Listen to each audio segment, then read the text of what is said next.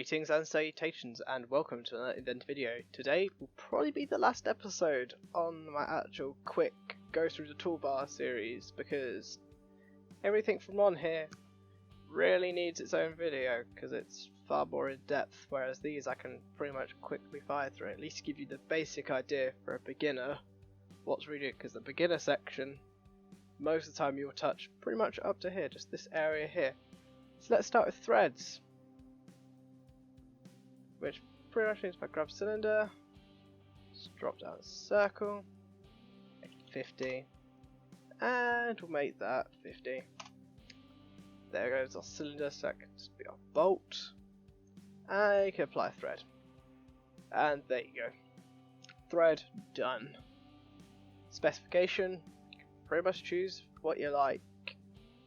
Go with isometric, size 50, and then you can just change to whatever you like. I'm just going to set it to 4, click apply. Now bear in mind, this is a picture rather than an actual thread, and for most cases it would be good, but a little side note, download this thing called the Cool Orange Thread Modeler, open it up, click on thread in your actual browser, click OK, and it cuts to a proper thread.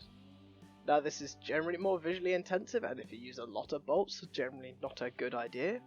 But if you really need that much detail, there you go. Right, and we're just going to back out of that for now because it allows me really quite quickly to move into the next one, which is delete face, which is like just ripping the top off. It's like it ripped off a container of cookies because you're hungry. I don't know, but you can click OK. And it just takes the face off and leaves a bit of a container, which then if you then use the thicken command, and let's make it in, get a bit thin, click OK. Well, you've now just made yourself a bit of a container. Pretty quick. Now obviously this obviously has other uses because it can effectively act like paint. So say if I wanted to paint this black, well then let me just make it just 0.1 mils and a new body. Click OK.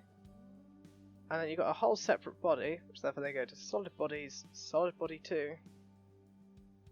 And just change it into something like anodized black. There you go. It's literally like you just applied a coat of paint, except you can then edit the eye properties so you actually have the correct density so you can factor in the weight. Pretty simple. Direct edit. Well, it's a bit of a weird one because it's mostly there just so you can actually just grab anything and change it as you need. It's works with all your parametric models, so you can just select a feature or a face and just drag it around and extend it. And you click that, and there you go. Direct edit. And you see I can then just do the same as well. I can move it up. It's mostly there just for directly editing parameters, faces, other models where you actually have the parametric data. We've also got combine, which, so then if I then just start another sketch, let's just say I'm going to turn this, let's just put, and let's grab 2 point center, and I'm just going to make it do that, next bit.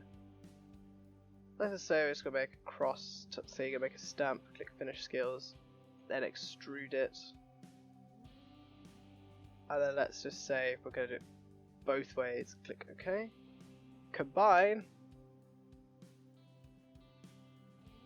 select the base, oh I know what I didn't do, make it a separate thing, my mistake, combine, select the base, tool body, cut, apply, and there you are. You've effectively just got a stamp, or even it kind of acts like a bit of a Phillips head screwdriver. Bit off, but that's effectively what combine does. It can just either add stuff together into a body, or it can take stuff away. Job done. Right, split is the next one. Going a bit random, but that's what I'm trying to keep so they kind of all link together. Split you can really do on it as long as you have a defining feature as a split line. It's like mirror. There you go. There's split. So there's our actual split line. And there you are, you've got some options. So if I just click there, just select everything. So you've got a really bit of a choice. Split the face, actually trim it.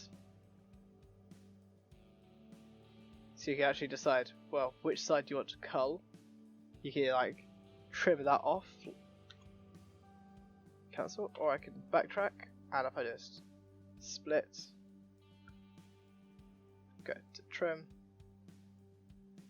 and select it, and if I then just go the other way where the red arrow is, that's kind of like the death zone. Click apply, and it just strips off the layer. Job done. Which there variously is move bodies as well. Move bodies, it just moves stuff. So if I actually select stuff properly, you can obviously move stuff around as needed. Bend and copy. Well, if we do copy, create new, apply, and you see it'll just copy it again. So now you get clones, you now get surface bodies and solids. Okay. Last but not least, we need a new part here. Part.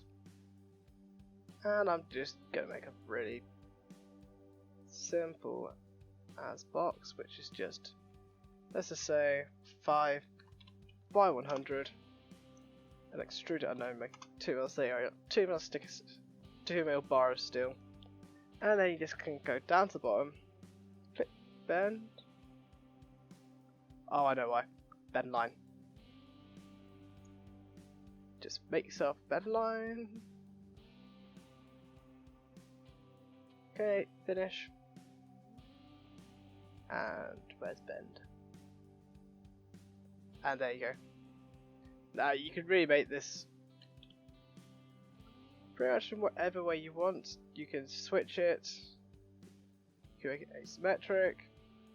You can change the angle, just make it, I don't know, 45. And you've also got other options like radius, arc length, So I don't know if you want to make like a really long arc, or if you just want to make it a really short arc, so it's a really tight angle. Got your pick. And I believe that, yes, that's everything. Kind of in the basics, really. You won't really touch upon bend maybe as much, but as for everything else, it's going to have its own video. So thank you for watching. I'll see you in the next episode. Goodbye.